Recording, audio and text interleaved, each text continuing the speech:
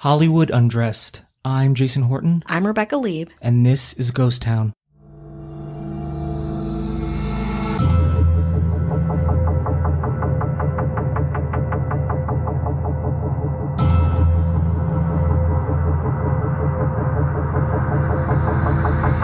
The $150,000 stunner, actress Lupita Nyong'o, awarded this year's Academy Awards, has been reported stolen. Deputies responded to a West Hollywood hotel late Wednesday after the custom Calvin Klein collection gown by Francisco Costa was reported missing from the actress's hotel room. Sheriff's officials said Nyong'o was present when deputies took the initial report, but wasn't in her room when the elaborate gown was allegedly taken. Nyong'o won an Oscar last year for a role in 12 Years a Slave and was a presenter at Sunday's ceremony. The custom ivory dress was adorned with 6,000 pearls, various sizes. In 2015, Lupita Nyong'o wasn't up for an Oscar. She had won Best Supporting Actress the year earlier for 12 Years a Slave. She was there to announce, bask in her post-Oscar winning glory, look great, hobnob with other celebrities like you do at the Academy Awards. So of course, coming off of her win, going there the second year in a row. So of course, she wanted a dress that would really wow. Nyong'o wore a long Calvin Klein white dress made entirely of pearls. It is gorgeous. You can look up pictures online. It's a long floor-length gown. There's kind of a low back with kind of like a razorback almost, I would say. And there's a plunging neckline. It's very dramatic. It looks amazing on her. It was made for her, and it got a ton of attention. Again, this is not something that is new to the world of Oscar fashion. You hear about all these dresses that are made specifically for the celebrity. They have a collaborative part of it. It feels very dramatic, maybe old Hollywood or something like that, whatever. This dress, though, got even more attention than anyone thought. It was made of 6,000 genuine white Akoya pearls affixed to silk lame. The pearls alone were valued at over $150,000. Nyong'o even collaborated on the design of the gown. It was so much fun to create this dress, she said on the red carpet. We talked about it being fluid and liquid. I wanted it to be an homage to the sea. Again, something you probably hear on a red carpet about a self-designed Oscar dress. Francisco Costa, the creative director of women's wear at Calvin Klein, had also made a custom gown for Miss Nyong'o to wear to the 2014 Critics' Choice Awards. He spoke to Vogue magazine about the dress, saying, "From the onset, I wanted the dress to be graphic yet warm and luxurious," describing a vision that led him to experiment with different sizes and types of pearls. "We looked at a variety of different pearls, South Sea, iridescent and natural, and decided that natural pearls looked the most beautiful." The LA Times said, "How can you not be impressed by the workmanship on this Pearlapalooza?" Yes, they used the term Pearlapalooza. And apparently, people were. And that's where we're going to take a little break. Hi, I'm Taylor. Hi, I'm Jenny. Are you into ghosts, aliens, or murder? It's okay if you do, because we love terrible things too. It's why we started our podcast, A Little Bit Grim. We talk about the paranormal, true crime, folklore, cults, conspiracies, some disasters, and every other heinous thing that could possibly happen to a person. It's a little bit spooky. It's a little bit funny. And it's a little bit grim. And you can find us wherever you like to stream your podcasts. And find us on your favorite social media platforms. We'll see you there. Goodbye! So, everyone is in awe of this dress. The Academy Awards happen. It's fun. She looks amazing. Press, whatever. 2 days after, Nyong'o opens the door to her hotel room. She's on her way somewhere. She's late. She's staying at the London West Hollywood Hotel. Sometime between 8 a.m. and 9 p.m., she leaves. And the dress is stolen. And everybody freaks out again for very different reasons. Representatives for the London Hotel said this is a terribly unfortunate situation and we are working with law enforcement on their investigation. Great. Thank you, hotel. In a separate statement to Women's Wear Daily, Miss Nyong'o called the gown a timeless and priceless piece of art, and Mr. Costa said he was looking forward to its return so that Calvin Klein could have it restored and archived, as it now represents an important moment for the brand. So again, still totally up their own ass about this dress, wanting it to be returned, an outcry from the house of Calvin Klein. So suddenly, mere days after that, some of the pearls were discovered being sold in the LA jewelry district as fakes. It seemed when the thief removed a few of the pearls and tried to sell them in the district, they were told the truth and turned away, kind of laughed out.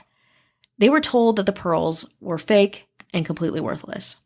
After all of the hype, this whole dress worth $150,000, all of this lavish description was a complete lie. 2 days after that, TMZ got an anonymous tip explaining everything. The person confessed to having stolen the dress, that he had plucked off 2 pearls and taken them to the LA garment district, where they were told that they were not real. The caller was telling TMZ all of this, he said, because he wanted the world to know that Hollywood was fake. Back at the hotel, authorities found a crumpled fake pearl dress, Nyong'o's dress, in a black plastic garbage bag under a sink. At first, I thought, would this be something Calvin Klein would do for publicity? And I watched the Netflix series Halston, and I'm like, I don't like Calvin Klein anymore. Oh, what did they say in that? Halston did not like Calvin Klein. Okay. So I used to work for Calvin Klein at one point in my life. You did? Yeah. Wow, I didn't know that. I've had a strange... Your life is unraveling, unfolding. I have a strange Amazing. khaki past. And I also sometimes wonder I wonder if, as I was hearing this, I'm always looking for like, what's going on? Like what's really happening? Yeah. So first I think, is this a setup? Because I was like, people can steal things. They make things happen. I see it happen in TV shows all the time. But I also think like something so high profile with the high profile person, high profile item, how does it get away? Yeah. And then I also wonder is if somebody did steal the dress, whether they did or didn't, could say, hey, listen, I took a piece of this and I tried to sell it and they said it was fake. That could be false. In theory, it could be, just to make that, that kind of like a troll job, I guess. Yeah. To be like, hey, Hollywood's fake. This is fake.